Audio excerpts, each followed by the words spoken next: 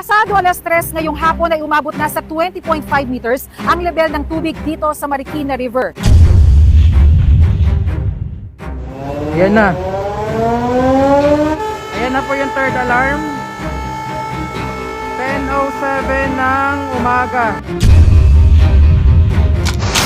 Maraming group ako. Ayan siya guys, oh.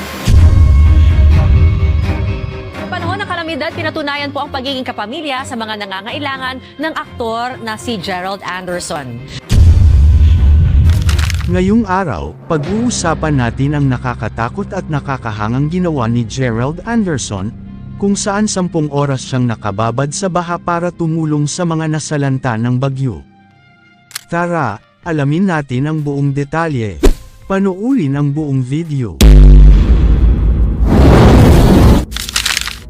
Kumusta mga idol? Mayroon naman tayong bagong chika sa inyo.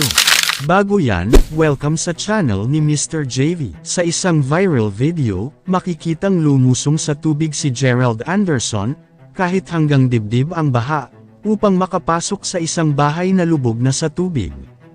Ang kanyang kabayanihan ay hindi na bago sa kanyang mga tagahanga at sa publiko, dahil matagal na siyang kilala bilang isang taong may malasakit sa kapwa.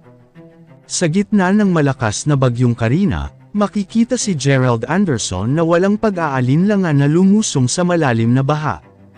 10 oras siyang nagbabad sa tubig, kasama ang rescue team, upang magbigay ng tulong sa ating mga kababayan.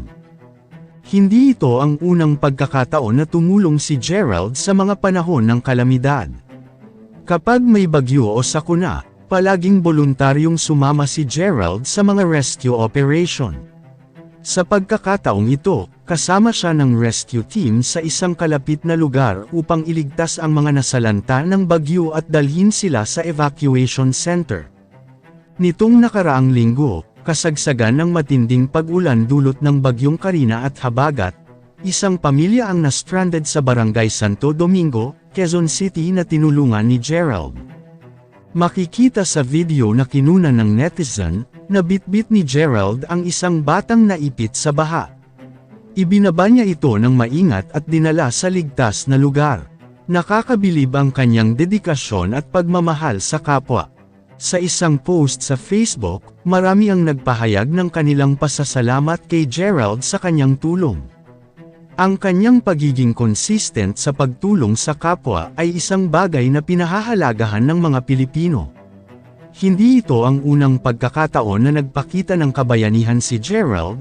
Noong bagyong Ondoy, siya ay isa rin sa mga tumulong sa pag-rescue sa mga naapektuhan. Hindi maiwasang purihin si Gerald ng mga netizen. Ayon sa mga nakapanood ng video, tunay na kahanga-hanga ang kabutihan ng loob ng aktor. Gayunpaman, hindi bago kay Gerald ang ganitong mga gawain. Noong mga nakaraang taon, maraming beses na siyang tumulong sa iba't ibang bahagi ng bansa tuwing may kalamidad.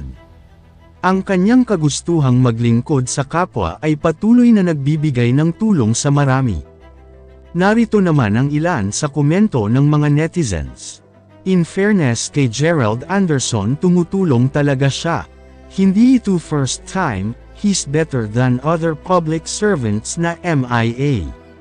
Consistent talaga tong si Gerald sa pag-rescue sa mga na-stranded. I remember noong Ondoy, nag-viral din siya dahil sa mga rescue niya sa Marikina. Ngayon sa Quezon naman siya tumutulong. Kayo mga idol, ano ang masasabi nyo sa chika topic natin ngayon? At syempre bago tayo magtapos sa ating video, ay inaanyayahan ko kayo na mag-like sa ating Facebook at mag-subscribe na rin sa YouTube, dahil malaking tulong na ito sa pag-grow ng aking channel, upang mas lalo pa ako na magsipag sa pag-upload ng mga videos na kagaya nito. Hindi naman ako nagmamakaawa sa inyo mga idol, pero sana maawa na kayo. Hanggang dito na lang ang ating video, maraming salamat sa inyong pagtambay, bye-bye!